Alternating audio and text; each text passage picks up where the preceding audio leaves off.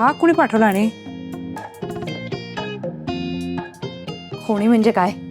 समीर सरांचंच काम असणार आहे. त्यांना ना मराठीत एकदा सांगितलेलं कळतच नाही.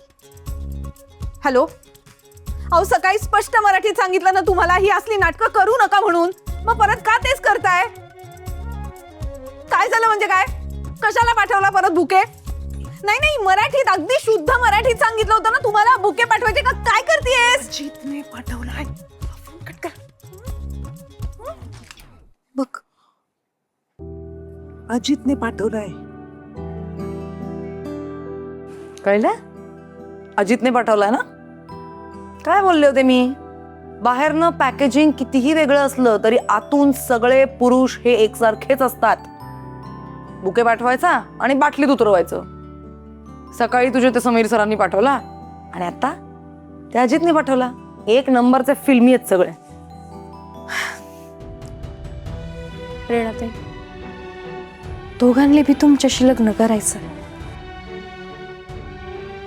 पण तुमच्या मनात कोण आहे हे आता तुम्हाला एकदा विचार करायला हवा. दोघांपैकी तुम्ही कोणाला निवडणार हे एकदा तुम्ही तुमच्या मनाला विचारायला हवं. प्रेरणादी, सोपं आहे. डोळे बंद कर आणि डोळ्यासमोर जी व्यक्ती येते ना त्याला बनवून टाक तुझा लाईफ पार्टनर. हा? ओ मॅडम, आपलं आयुष्य म्हणजे हिंदी सिनेमासारखं नसतं हो. डोळे मिटून निर्णय घ्यायला. पण कसा का होईना निर्णय घ्यावाच लागेल ना. हे बघ, दोघांपैकी एकाची निवड करायची आहे ना. तुझ्या मनातला गोंधळ फक्त तूच थांबवू शकतेस. नाहीतर ही अशी चिडचिड होत राहील बघ सारखी. कसला आलाय गोंधळ? प्रेरणा, मी तुला एक कमाल सोल्युशन देऊ. सरळ दोघांनाही नकार दे. त्या समीर सरांनी त्यांच्या आई वडिलांचं ऐकून तुला बाजूला केलं होतं आणि आता हा अजित खोटं बोलला तुझ्याशी. सरळ दोघांना नकार दे. अगं पण त्या दोघांचंही प्रेम आहे ना तिच्यावर. अरे मग परत कधी सापडणार नाही का प्रेम? जगात हे दोन शेवटचे पुरुष उरलेत असं का वागायला सांगताय तुम्ही तिला? प्रेरणा, ऐक माझं. दोघांनाही स्पष्ट नकार दे. तिच्या ग, असं नाही होत ग. हे सोपं नसतं. हो ना, हो, मन गुंतलेली असतात त्याच्यातही. मानलं ना की सगळं सोपं असतं आणि आपण नाही मानलं ना की सोपं नसतं. सगळं कुठे असतं माहितीये ना? इथे डोक्यात. अगं पण डोक्याने प्रेम करायचं नसतं ना. ये दिल का मामला आहे. आता माती खाल्लीच आहे तर त्यावर मी काय बोलणार ना. काय माती खाण्यात प्रेम करणं म्हणजे मातीच आहे. बघितलंस ना काय होतंय. अरे असं तुला वाटतं? मला काय वाटतंय, दिसतंय तिच्या चेहऱ्यावर. बघावं ते नुसती गोंधळलेली असते. नाही, मला नाही जमणार. मला काम आहे तिथं.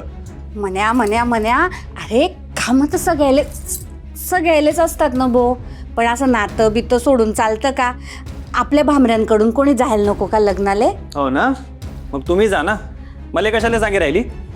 अरे हे बाय, मयान संगीता आडी असते ना तर तेच गेले असते, पण ते नाही आहे ना. आणि मी गेली असती पण 2 दिवस झाले रे. मी कंबर पकडली आहे. पाय पाय पाय कशी कमरेतनं कळ जाते रे. नाही तर मी गेली असती ना. आणि तुझ्या पप्पाले बी आडी छोटी मोठी कामं आहे. मग सांग बरं कोण जाईल तुझ्याशिवाय? हां, तू जा लग्नाले आणि सुमनले बी घे जा. हां, नाही जमणार. अरे म्हणे म्हण्या अरे जे होई गेलं ते होई गेलं ना. हे बघ, मला माहिती आहे ना, मायामुळं वल्लरी वहिनीला खूप त्रास झालाय. खूप त्रास झाला तिला. मला ना मनापासून ती माफी मागायची. माफी मागण्यासाठी म्हणून तरी घेऊन चल मला. म्हणे आहे पाय, अशी मनामध्ये आडी ठेवून नाही चालत ना भाऊ. हे पाय, त्या लग्नाले हिचे सगळे नातेवाईक येणार आहे. त्याला भेटायचंय तिला बिचारीले. हो, माई मावशी बी येणार आहे. मी खूप वर्ष झाली तिला भेटले नाही. मी काय करू मग? मला नाही जमणार. म्हण्या असं मनात ठेवून नाही चालत रे बाळा. हा ऐक, तुम्ही काय सांगते, तू मुंबईला जाशील ना, तू इन वल्लरीची बी भेट होई जाईल की नाही मग. आणि सुमन बी तिची माफी मागून घेईल, तू जीवन जातील तुझ्या बरोबर. हा हो. आणि वल्लरी वहिनीला बी बरं वाटेल ना मी ती माफी मागितलं, गैरसमज सगळे निघून जातील. हा बरं ठीक आहे. म्हणजे जातोय ना तू? तू वल्लरीची माफी मागणार असेल तरच. अरे माफी मागेल ना ती, मागशील ना व सुमन, चांगली माफी मागजो बरं. बाय, मागेल ती माफी. बरं ठीक आहे, मी पुढची गाडी कोणती बघतो, तिकीट बुक करतो, तू सामान पॅक कर. हो. इथला चांगला आहे माया मन्या. लग्नाले जाजो आणि स्वतःचं लग्न पक्क करिये जो.